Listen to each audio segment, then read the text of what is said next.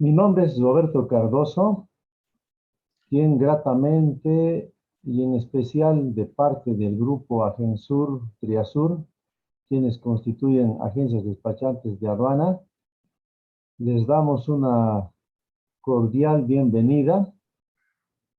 Al mismo tiempo, darles las gracias por aceptar nuestra invitación a este seminario informativo del tema central titulado Incentivos tributarios, importación y comercialización de bienes de capital y plantas industriales de los sectores agropecuarios e industriales. Todo esto dentro del marco de la ley número 1391 y del decreto supremo número 4579. Les presento al licenciado Luis Huanca Ticona, que muchos ya lo conocen, ahí está en la pantalla.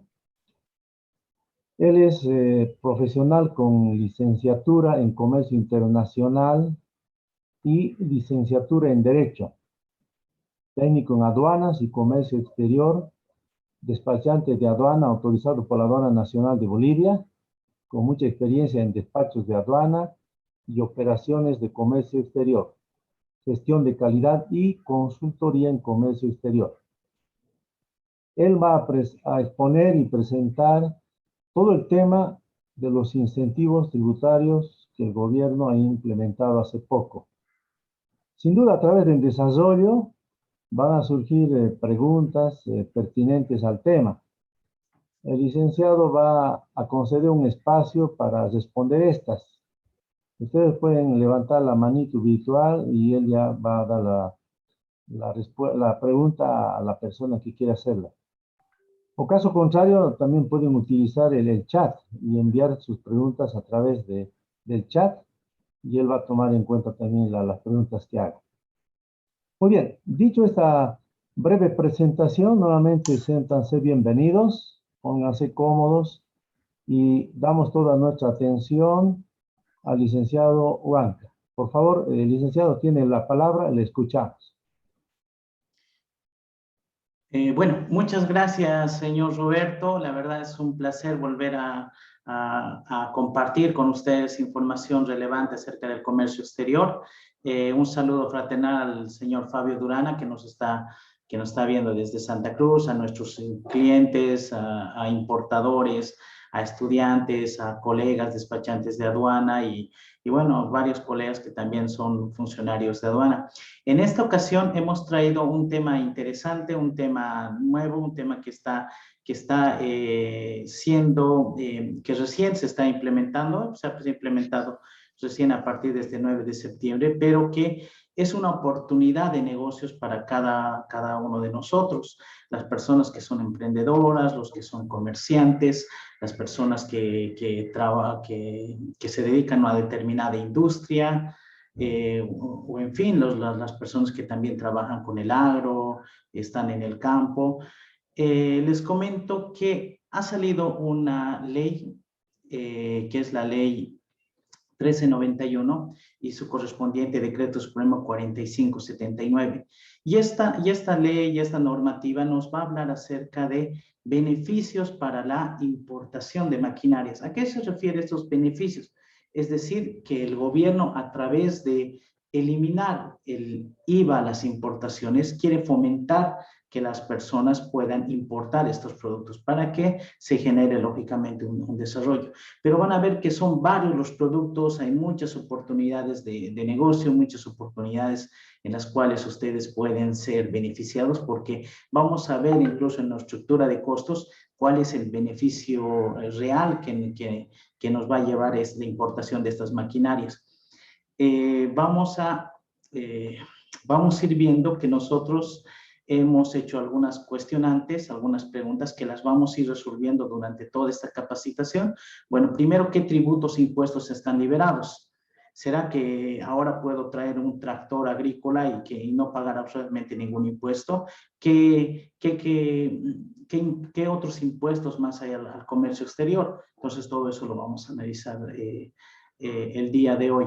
Además, vamos a hablar de cuáles son las mercancías que están amparadas en este decreto supremo, en esta normativa. ¿Qué tipo de mercancías? Hemos preparado una especie de información con imágenes donde ustedes van a poder ver cuáles son esas mercancías que están amparadas en esta norma. Vamos a hablar si el proceso de importación se modifica, sigue siendo el mismo, hay alguna complicación, etcétera.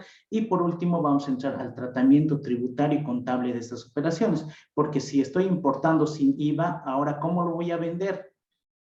Porque mis facturas son generalmente con IVA. ¿Qué es lo que tengo que hacer? Entonces ahí van a surgir cuestionantes para las empresas importadoras, para los mismos comerciantes que se dedican a importar este tipo de maquinaria. Entonces eso también lo vamos a ir resolviendo en este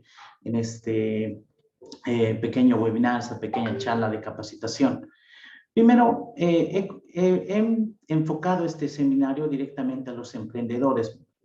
Emprender realmente es una actividad difícil, pero es una actividad satisfactoria. Entonces, a los estudiantes, que también tenemos estudiantes en el público, ellos también pueden iniciar una actividad gracias a este decreto y aprovechar todas las ventajas y ciertas posiciones arancelarias para atraer sus productos. Entonces, es ideal para los emprendedores.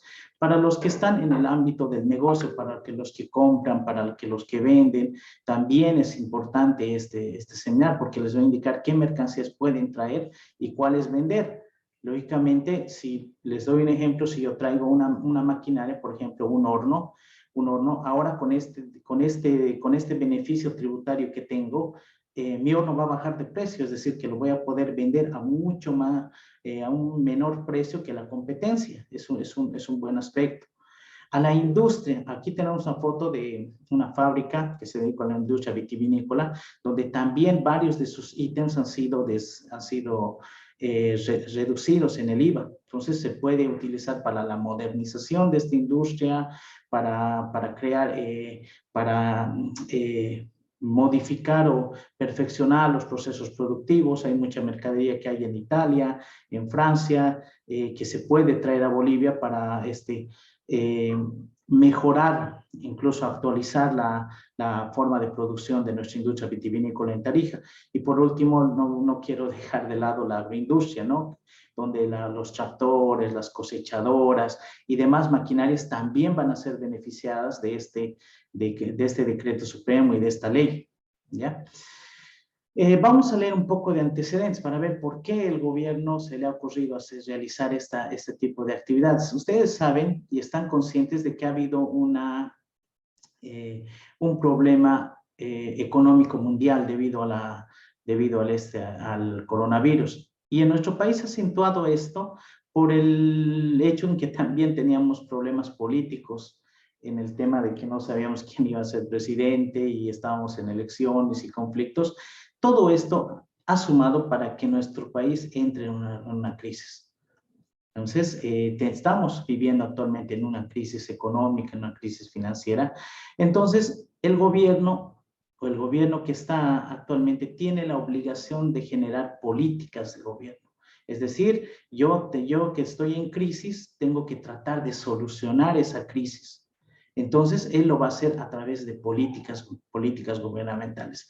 A través de estas políticas va a tratar de realizar que se reactive la economía, que logremos una reactivación económica, que se vuelva a contratar empleos, que se tenga una estabilidad financiera, etcétera. Entonces, en base a eso, va a crear esta normativa esta ley que va a eliminar y va a fomentar a la agroindustria, va a fomentar a los bienes de capital, van a ser con la finalidad de reducir reducir el IVA a cero.